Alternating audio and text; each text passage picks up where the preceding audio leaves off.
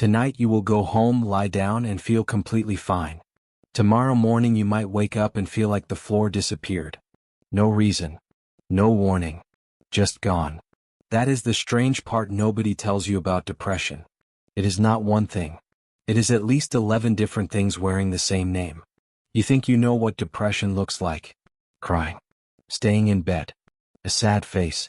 But the real picture is far stranger. Some people with depression smile through entire parties. Some laugh at jokes hours before collapsing. Some function perfectly at work while feeling nothing at all inside. Depression doesn't always look like pain. Sometimes it looks like nothing. Take major depressive disorder. It doesn't just lower your mood.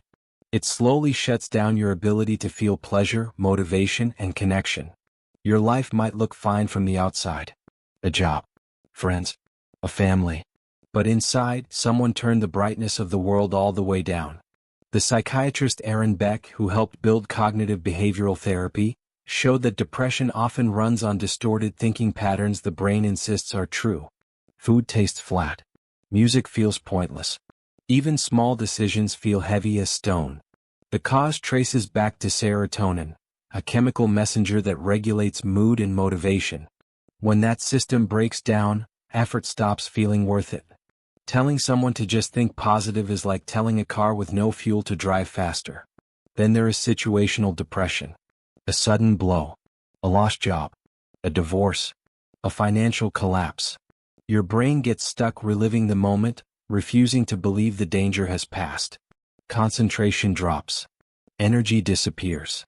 You know exactly why you're hurting, and somehow that knowledge changes nothing. Atypical depression hides even better. Your mood can lift the instant something good happens. A text. A joke. A bit of news. For a few hours you feel completely fine. Then the weight returns heavier than before. Your limbs feel filled with lead. You sleep 12 hours and wake up just as tired. Researchers studying mood reactivity have found this pattern stems from a reward system that isn't broken, just unstable and brutally sensitive to rejection. A broken leg doesn't stop hurting just because you had one good afternoon. Postpartum depression arrives exactly when the world expects joy. About 1 in 7 new mothers experience it. You look at your baby and feel a frightening blankness, instantly followed by shame. The cause is biological, not emotional. A sharp drop in hormones like estrogen disrupts the brain systems controlling mood and stress.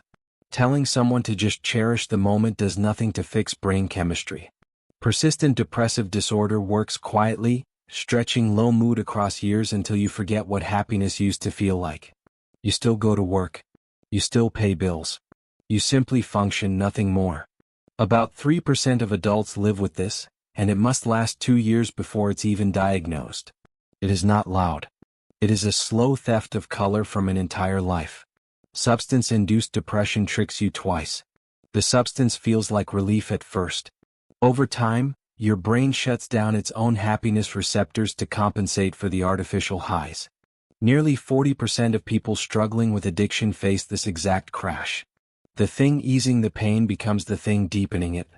Complex PTSD with depression grows out of years of fear, control, or neglect, often from childhood abuse or repeated violence. The psychologist Bessel van der Kolk has written extensively about how trauma reshapes the body, not just the mind. The amygdala, your brain's threat detector, stays permanently switched on. Compliments feel suspicious. Kindness feels temporary. Your nervous system doesn't measure time the way a calendar does. Bipolar depression follows a chemical storm. Days of uncontrollable energy collapse into weeks of barely lifting your arms off the bed. You remember exactly what it felt like to be unstoppable, which makes the crash worse. Over 40 million people live with bipolar disorder, and most of that time is spent here, in the low. Lithium, first studied for mood stabilization by psychiatrist John Cade in the 1940s, remains one of the most effective treatments because it caps the highs before the lows hit bottom. Premenstrual dysphoric disorder follows the menstrual cycle with frightening precision. Around 5% of women of reproductive age experience it. You feel fine for 2 weeks, then a switch flips. Rage. Hopelessness. A delayed text message feels like proof you are unloved. The moment your period starts, the fog lifts and the guilt for the chaos begins. Seasonal affective disorder arrives with the calendar itself. As daylight shortens, your brain produces more melatonin and less serotonin, throwing your internal clock into chaos. You sleep longer and wake up exhausted anyway. Light therapy, sitting in front of bright lamps that mimic sunlight, works because it targets the biology, not the mood. Psychotic depression is the most frightening version. Hopelessness stops feeling like a feeling and starts feeling like fact. You may become convinced you've ruined lives or caused unforgivable harm, with no evidence at all. A surge of cortisol, the body's stress hormone, disrupts the very pathways that separate fact from fiction. It is treatable. It is not permanent. It is a brain under so much pressure that its alarm system briefly broke reality. Notice what runs through every single one of these. None of them start with a choice. None of them are cured by simply deciding to feel better. A parent with postpartum depression did not choose to feel numb toward a child they love. A teenager with persistent depressive disorder did not choose to forget what joy feels like.